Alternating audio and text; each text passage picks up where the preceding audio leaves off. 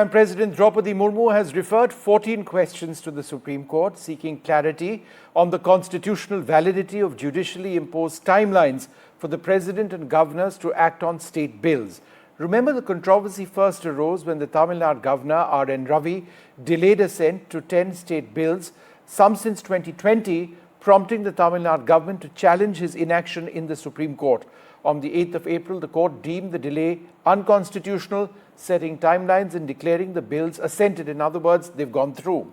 Now, President Murmu's questions of these timelines has drawn sharp criticism from the Tamil Nadu Chief Minister, M.K. Stalin, who condemned it as an attempt to subvert the court's settled constitutional position. Joining us now, Satya Mule, advocate of the Supreme Court, Advocate Sarvanan, spokesperson of the DMK as well, and N.S. Napinai, senior advocate in this. So, three lawyers, we should get some interesting views over there as well. But let me go across to Mr. Sarvanan first. Yeah. What is necessarily wrong in the President referring these questions to the Supreme Court? Why does it subvert anything if she just wants clarity? See, first and foremost, the timing.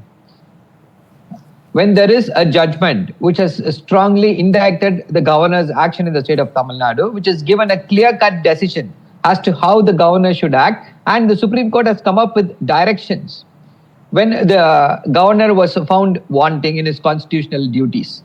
This is one aspect of that. And the second thing is that if you look at the references, the questions that are asked in the references, these questions have been answered in the last 70 years by the Supreme Court n number of times, starting from Samshar Singh to any judgment which touches upon the actions of the governor. They have made it very, very clear how the governor should act and how the governor should not act. The governor is a rubber stamp, a postman and a yes-man in the constitutional scheme of things after the advent of the constitution in 1950. Now, if you look at the questions the president has posed on the advisory jurisdiction, if these questions are answered in the affirmative, we will go 100 years back.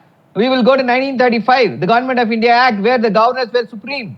That is not the situation now. And any rookie first-year student will be able to answer these questions. No. Does the BJP government not have competent lawyers? Okay, one sec. Let me just put that need to waste the Supreme Court's time? Let me ask Mr. Mule. Mr. Mule, the President has asked 14 questions to the Supreme Court. Is the Supreme Court bound to reply to these questions? And how do they do that? I mean, in an order? I mean, how do you respond to questions asked by the President? Well, first of all, Supreme Court is not bound, duty bound. I see. Not by any provision to respond to the President and reply to the opinion that has been sought by the President. But having said this, I definitely contradict to the opinion informed by the earlier spokesperson. See, what happens is there have been certain aspects. For example, Article 200, 201 doesn't prescribe any procedure or timeline for that matter for the governor or for the president. The question that has been asked is exactly the same. People are now saying that if governor is a rubber stamp, it applies the same to the president. And president has in fact asked this question indirectly, asking about the governors to the Supreme Court. In fact, if the same is applicable to the president, and whether Supreme Court will want to go to the same extent and convert the president of India into a rubber stamp. In earlier debates, I mean, a lot of things have been said. I don't want to revisit those things. But at the end of the day, if the procedure, or for that matter, the powers of governor, or for that matter, president, when there is multidisciplinary or multifocal, review kind of a mechanism in place, and no procedure can be laid down for that, just like for judiciary, no procedure in context to timelines have been set down for the judiciary to give decisions. True. If this kind of timelines are being laid down for the governor and the president, then it is a question that Supreme Court must answer to the president. And in fact, if that is answered, it will do good for itself, and there will be more transparency in context to what is in mind of the Supreme Court, that is the bench, in context to why this has been done. Yes, there have been references earlier also done by the president, and they have been answered under 143(1).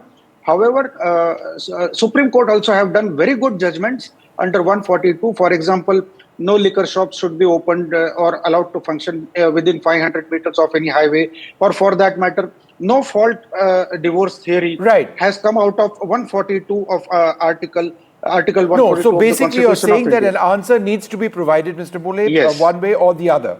Yes. NS Napinai, you know, as a matter of law, can courts impose timelines for a governor's actions under Article 200 without constitutional limits? Obviously, on the basis of the verdict this time around, they've given a finite period of time.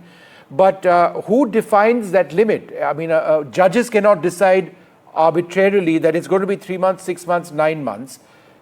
The Constitution has to decide that. In other words, there has to be a law, right? Vishnu, you have gotten to the crux of the issue. And I would want to qualify my response by saying this is my proposition, not my opinion. But having said that, if you look at the detailed opinion of the Supreme Court in this judgment, it goes in at length into the situation prior to the Government of India Act and subsequent thereto. It goes into the constitutional debates, and where under the constitutional debates, the issue about imposing specific time limits was discussed and very specifically dropped. To now lay down timelines, in effect, does amount to adding text to the Constitution without following the process laid down for amending the Constitution. I would say that this aspect with respect to where the Supreme Court actually, I would say, deviates or goes beyond the Punjab judgment, state of Punjab judgment, is in a way exceeding its remit. We are all bound by the Constitution, and that's why we call ourselves the rule of law, and that includes the apex court. And I feel that much as it may feel angst at the manner in which this process has been adapted by the centre and state, it should have exercised restraint, and it would have definitely been within its right to give some guidance or pass a judgment saying that this should be looked into for ABC reasons. But to lay down the timeline by as a deemed consent into this judgment, where the Constitution clearly does not provide for it, and where after extensive debates this aspect was kept outside the Constitution, I feel is exceeding its remit. All right, Mr. Saravanan and Answer, Mr. Mule, last word. yeah. Mr. Saravanan, you've got about a minute 30, Yeah. and Mr. Mule, Yes. yeah, go ahead. Yeah. See, when the governors does not act as per the Constitution, it is the duty of the Supreme Court to set it right. When it has become a habit for the governors to constantly violate what they are supposed to do as soon as possible, what does it mean? What other job the governor has? Can he put a bill under his head and sleep for the next 6 months, 1 year? And the Supreme Court will just keep quiet and watch the governors making a mockery of the Constitution?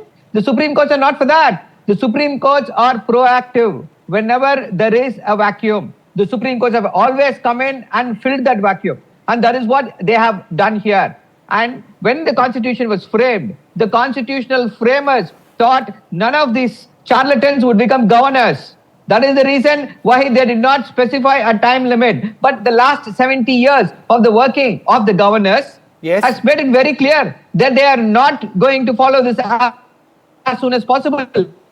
Okay, last word to you, There Mr. is one time when the president in the last 10 years has put it on hold. Has the president ever not signed a bill for more than a week? Right. Any bill passed by the union government will be signed fine. So within a day or two. Why does it not the same the case with the state government? And there has to be a time limit. I take your point. Last word to you, Mr. Mule. With the order of the Supreme Court as it was, does it not essentially make the institution of the governor or the president irrelevant in the context of a law which needs to be passed? Is a state law valid essentially without the governor's assent? I mean, it's just a matter of time, some would argue.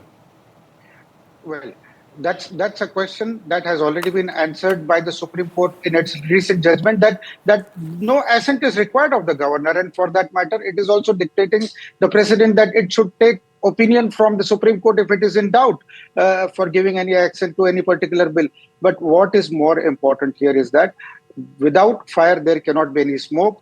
the Supreme Court itself has opined that there have been, there has been allegations that the Supreme Court is usurping the powers of the executive, and there cannot be, once again, there cannot be any smoke without the fire. So there will be very good service to the nation and as well as the judicial fraternity, the legislature, if this particular opinion that has been sought by the president is answered by the Supreme Court. It will lead to a lot of clarity, because it will definitely help to take our democracy to a more refined form and shape, rather than just inserting text in the Constitution of India.